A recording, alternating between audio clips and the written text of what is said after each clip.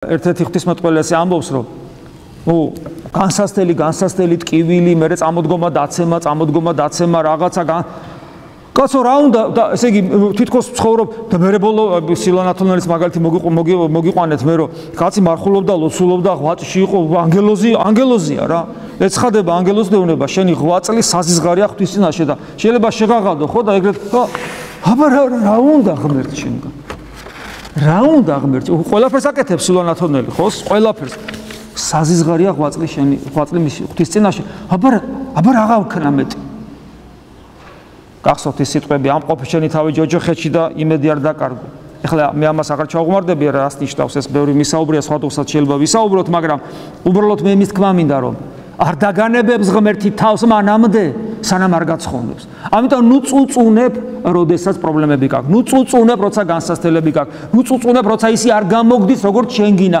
ნუ წუწუნებ, რომ ღმერთი, მიუხედავად იმისა, შენ ამბობ იყავ ნება შენიო, ნუ წუწუნებ იმაზე, რომ შენი ნება როა, ღმერთი იმას არ აღასრულებს. ჩვენ გვინდა რომ ღმერთო ჩვენი ნება აღასრულოს, ნუ წუწუნებ რომ ესე არ არის. არ დაგანებებს ღმერთი მოსიყვარულე მამა თავს. ვიდრე მდის ზეცად აგიყვას.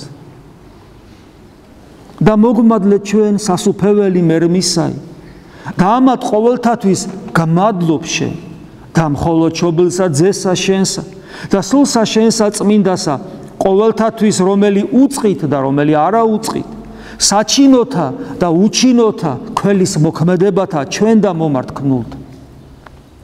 გმადლობ შენ შეწირვისაცა ამისთვის, რომლისაი ხელთაგან ჩვენთა შეწირვად ღირსიჩინ. აქ მღვდელი მიმართავს, მაგრამ თითოეული თქვენთაგანი როგორც სულიერი მღვდელი თავის გულიდან ხო შეწირავს უსისხლოს და მადლობას ეუბნები, რომ მადლობა ღმერთო, რომ ღირსი გამხადე იმისა, რომ მე ჩემი გულიდან უსისხლოს შეგწირა. და ეს მაშინ მე ხო ცოდვილი შეგწირავ და ამის ღირსი გამხადე. დაღა თუ გარემოი შენსად განან ათასეული მთავარ ანგელოსთანი.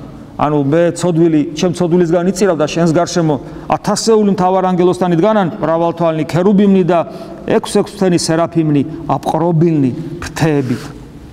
აი რისთვის დგას ადამიანი წმინდა ტაძარში, ყოვლა წმინდა სამების დიდებით, მადლიერებით და ღვთისაგან შეწყალების მოლოდინით ახსავს.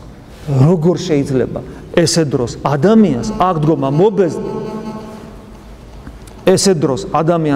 მობეზდეს და დაიღალოს, თქვენ დაღლასაც ვერ უნდა გძნობდეთ. უფალი შეგვეწიოს. ამინ. მადლი უფლისა ჩვენისა იესო ქრისტესი და სიყვარული ღმრთისა და მამისი და ზიარება სული საწმინდისა იყოს თქვენ ყოველთა თანა. ამინ.